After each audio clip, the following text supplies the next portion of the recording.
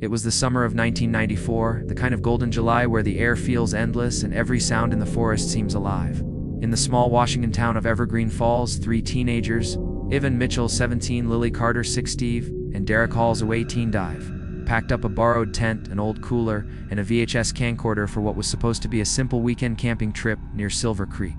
The area was known for its glassy lakes and thick pine forests, a quiet place where cell service didn't exist, and the nearest ranger station was miles away. Locals said the woods had a strange hush to them at night, but for the three friends, that just made it feel like a real adventure. The group left Friday afternoon, their parents expecting them back by Sunday evening. They parked Evon's old Ford Bronco at the trailhead, left a small note on the dash with the words, "Silver Creek Loop," and vanished into the trees. They never made another call, never sent a postcard, never came home. When Monday rolled around and none of them showed up for school or work, their families grew uneasy. By Tuesday morning, search parties were organized, helicopters flew low over the forest canopy, and police dogs traced their scent, only for it to stop dead at the edge of a shallow creek, as if the trail just ended there. When investigators reached the campsite, it looked wrong. Their tent was still standing, half-zipped, with 3 sleeping bags neatly rolled inside. A small fire pit sat cold, surrounded by half-burned logs. Lily's jacket hung from a branch, dry despite the morning dew. Their food was untouched, cooler unopened. The only things missing were their car keys, shoes, and camcorder. No signs of struggle, no drag marks. Just silence, and the faint smell of smoke that shouldn't have been there, not after 2 days of rain. Deputies described the site as frozen in time, like someone had pressed pause in the middle of a moment that never finished. Nearly a month after the teens disappeared, the official search was beginning to fade. Reporters stopped showing up, volunteers stopped signing in, and the forest, soaked with late, summer rain, seemed to have swallowed every trace of the missing campers. That's when Ranger Carl Dempsey, a veteran who had spent 20 years patrolling Silver Creek, stumbled on something the investigation had somehow missed. It was early morning when he noticed a dark shape caught in the roots of a fallen cedar, just off the main trail. A mud-caked hiking boot, size 10, lodged like it had been shoved there. When he pried it loose, he saw initials burned faintly into the heel, D.H., Derek Hall. The laces were torn clean off, and the sole was split, as if someone had run miles through sharp rock or wire. Just above the boot, carved into the smooth bark of the cedar, were 5 words that stopped Carl in his tracks. "It wasn't supposed to follow us." The letters were rough, shaky, the kind of writing you do when your hands won't stop trembling. He radioed the find in immediately, and within hours, detectives and forensic techs surrounded the site.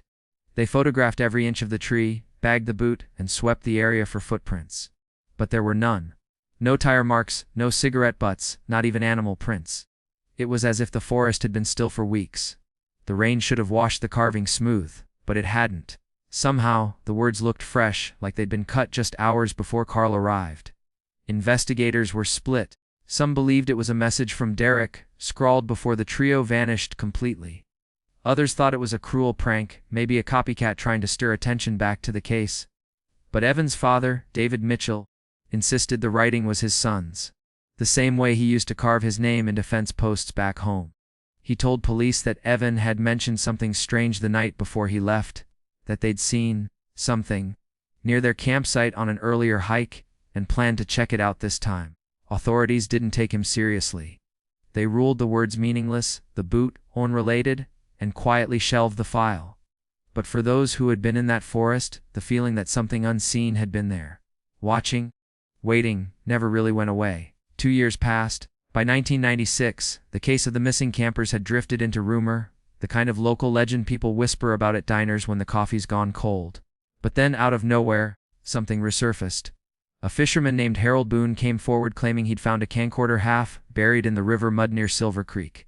It was an old Panasonic VHS model, the kind that ran on AA batteries and recorded grainy home videos. Its plastic casing was cracked, the lens clouded with silt, and a faint smell of decay clung to the strap. Harold said he almost threw it out, but when he popped the battery cover open, he noticed something strange. A faint red smear on the grip, like dried paint. Except it wasn't paint. He turned the camcorder over to the local sheriff's department, who announced that the tape inside was blank, nothing but static and water damage. They logged it as non-evidence and locked it away. But word spread fast in the small town. A deputy named Mark Reynolds, who was part of the recovery, later told his brother that when they first played it, there was something on the screen, brief flashes of trees, flickering firelight, and what looked like a person's shadow darting across the lens. The next day, that same deputy quit his job without warning. His resignation letter simply read, "I can't sleep after what I saw." None of it made the news. The official report stayed the same. No footage recovered. Locals began to wonder if the authorities had buried the truth, maybe to protect the families or maybe to protect themselves. For weeks after, residents near Silver Creek swore they saw strange lights at night deep in the forest, faint glows moving between the trees as if someone were still filming out there. A few hikers claimed they heard voices. 3, to be exact, calling faintly from the direction of the old campsite, but when search teams went in, they found nothing. Not a sound, not a footprint. The forest was silent again, and somewhere, locked in an evidence box, that broken camcorder sat collecting dust, waiting for someone brave enough to press play again. By 2006, the Silver Creek Disappearance had become more campfire tale than cold case. New rangers barely remembered the teens' names, and the forest had grown over most of the old trails. But that summer, a married couple from Oregon, Jacob and Melissa Klein, both experienced hikers, decided to take a detour off the marked route while exploring the Cascades. The map they used was outdated, showing faint lines that no longer existed, but curiosity got the better of them.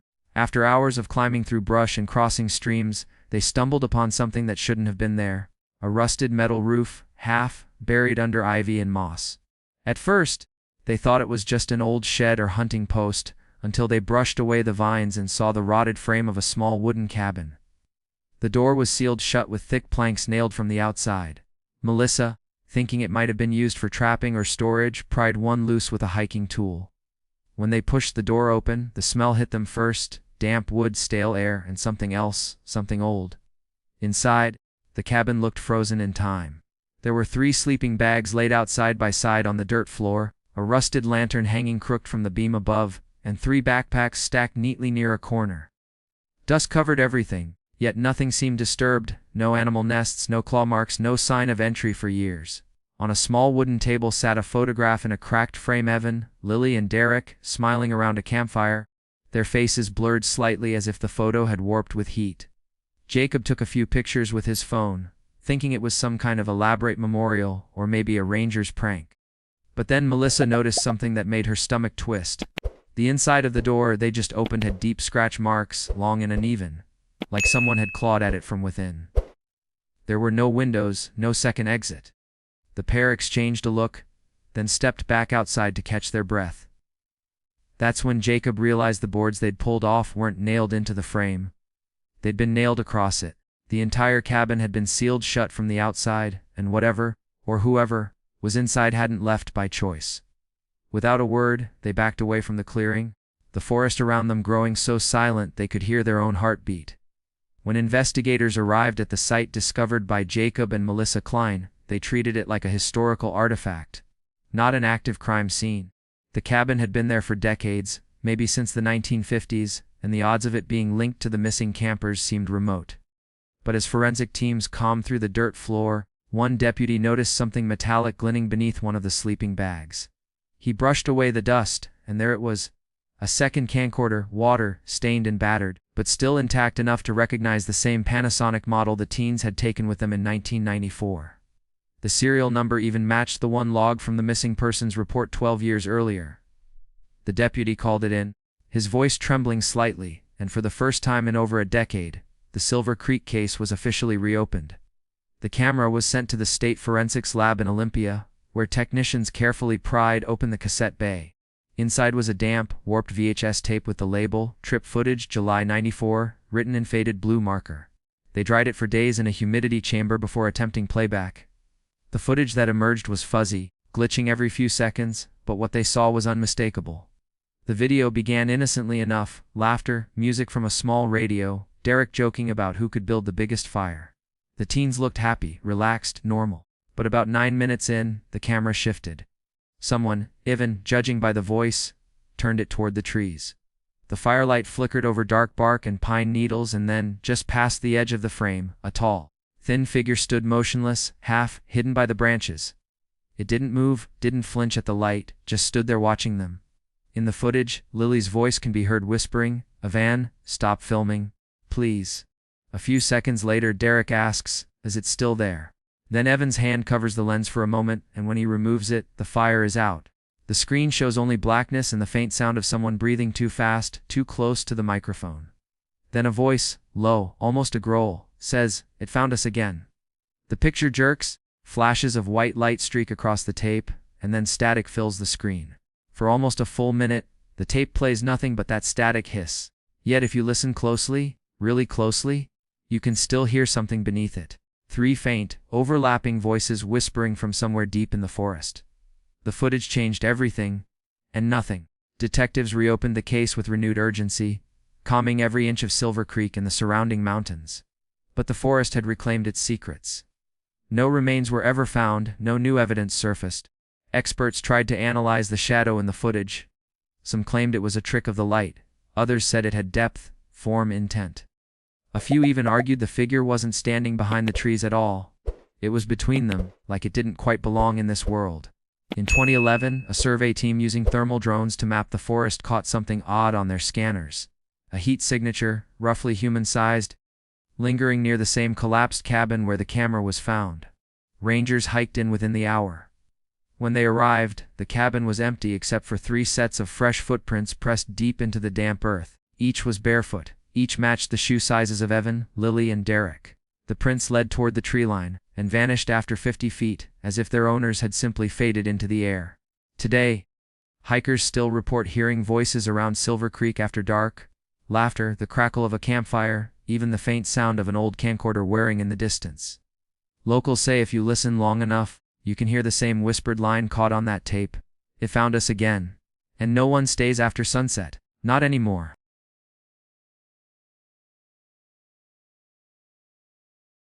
If you liked this video, don't forget to hit that like button, share it with your friends, and drop your thoughts in the comments below. Most importantly, subscribe and hit the bell icon so the next secret finds you first.